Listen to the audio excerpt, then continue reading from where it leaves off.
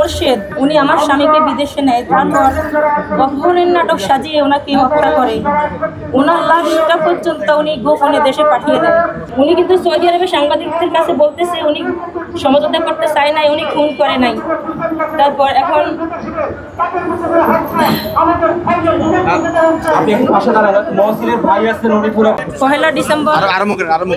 পহেলা December Saudi আরবে যান। তারপর যাওয়ার 7-8 মাস পরে তাকে অপহরণ করে হত্যা করা হয়।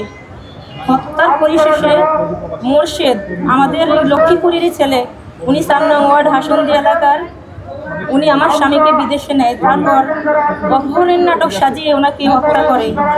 ওনার লাশটা পর্যন্ত উনি গোপনে দেশে পাঠিয়ে দেয় এবং কি মিথ্যা এনওসি তৈরি করে উনি আমাদেরকে কোনো সহযোগিতা না করে লাশটা দেশে পাঠিয়ে দেয়। আমরা সৌদি আরব থেকে কোনো যোগাযোগ পাই নাই। লাশ আসার সময় 30 তারিখ সেপ্টেম্বরের 30 তারিখ আমাদেরকে বলা হয়েছে আপনাদের লাশ আসতেছে। তারপর আমরা 2 তারিখে আমরা ঢাকা এয়ারপোর্টে আসছি। আসার পরে আমরা লাশটা নিই।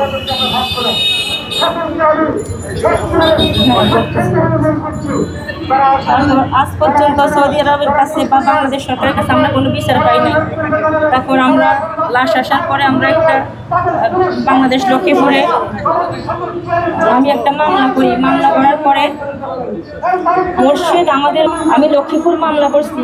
মামলার কথা শুনে মোরশেদ যে আমার স্বামী হত্যাকারী, সে মোরশেদ আমার ঘরে লোক পাঠায় যে উনি যাতে সমঝোতা করে আমি যেন লাশ উত্তোলন না করি।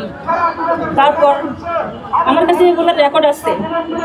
উনি কিন্তু সৌদি আরবে সাংবাদিকদের কাছে বলতেছে উনি সমঝোতা করতে চায় নাই, উনি খুন করে নাই। তারপর এখন